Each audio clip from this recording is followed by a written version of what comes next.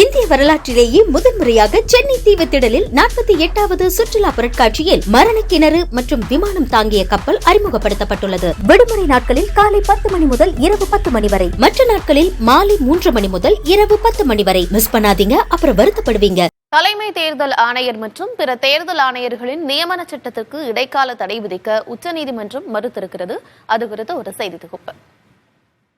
புதிய தலைமை தேர்தல் ஆணையர் மற்றும் பிற தேர்தல் ஆணையர்களை பிரதமர், மக்களவை எதிர்க்கட்சித் தலைவர் மற்றும் பிரதமரால் நியமிக்கப்படும் மத்திய அமைச்சர் ஆகியோர் அடங்கிய குழு குடியரசுத் தலைவருக்கு பரிந்துரைக்கலாம் என்ற மசோதா கடந்த ஆண்டு நாடாளுமன்றத்தில் நிறைவேற்றப்பட்டது. இதற்கு குடியரசுத் தலைவர் திரௌபதி முர்மு ஒப்புதல் அளித்த நிலையில் அது சட்டமானது. இந்த சட்டத்துக்கு தடை விதிக்க கோரி ஏடிஆர் என்ற தன்னார்வ அமைப்பு உச்சநீதிமன்றத்தை நாடியது.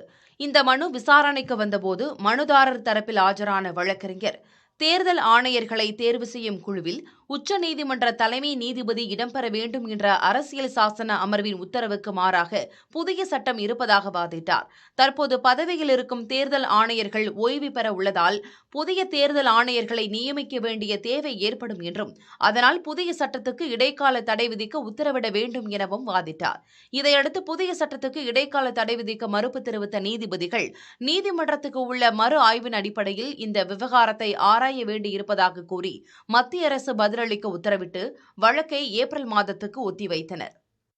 இந்திய வரலாற்றிலேயே முதன்முறையாக சென்னை தீவுத்திடலில் 48வது சுற்றுலா பொருட்காட்சியில் மரண கிணறு மற்றும் விமானம் தாங்கிய கப்பல் அறிமுகப்படுத்தப்பட்டுள்ளது. விடுமுறை நாட்களில் காலை 10 மணி முதல் இரவு 10 மணி வரை, மற்ற நாட்களில் மாலை 3 மணி முதல் இரவு 10 மணி வரை. மிஸ் பண்ணாதீங்க, அப்புறம் வருத்தப்படுவீங்க.